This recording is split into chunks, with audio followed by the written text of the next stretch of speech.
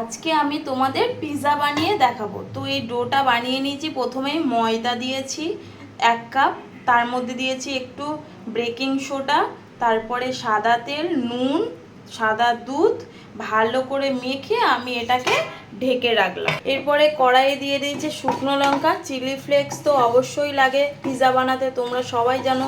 আর chilli flakes এমন কোনো ব্যাপার না, শুকনো কড়াই হালকা করে নেড়ে নিতে হয়। আর এখানে দেখো রসুন কুচি, আদা কুচি, ক্যাপসিকাম, টমেটো, পেঁয়াজ এভাবে কিউব করে কেটে রেখেছি। আর এখানে চিকেন পিৎজা করব, তাই চিকেনটাকে ম্যারিনেট করে রেখেছিলাম।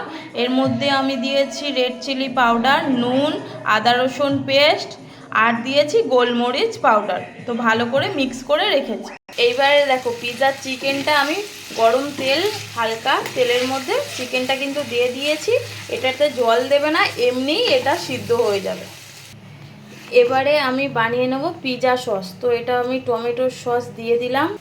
এর মধ্যে একটু রসুন কুচি, আদা কুচি দিয়ে ভালো করে নাড়িয়ে নামিয়ে।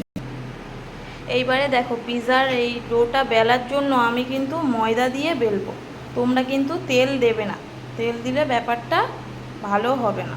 প্রথমের রুটিটা কিন্তু বানানো হয়ে গেছে।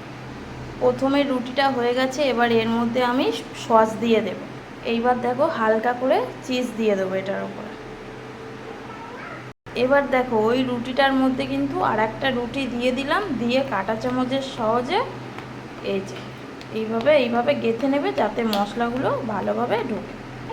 এইবারে দেখো যে যেমন সস খাও তেমনই দেবে, ভিডিওতে যেমন ঠিক দেখাচ্ছে তেমন, বেশিও দেবে না আবার কমও দেবে না।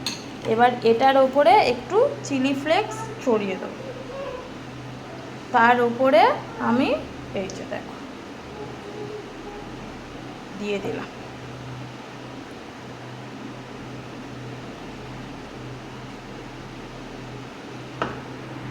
চিজ ভালো করে দেয়া হয়ে গেছে। এর ওপরে এবার এইভাবে সুন্দর করে সাজিয়ে সাজিয়ে তোমাদেরকে দিতে হবে পুরো সব কিছু, চিকেন চিজ সব মিলিয়ে। এই যে দেখো দেখতে কত সুন্দর হয়েছে, আমি কিন্তু সুন্দর করে সাজিয়ে নিয়েছি। এবার ওর ওপরে আমি এই চিজগুলো আবার দিয়ে দেব।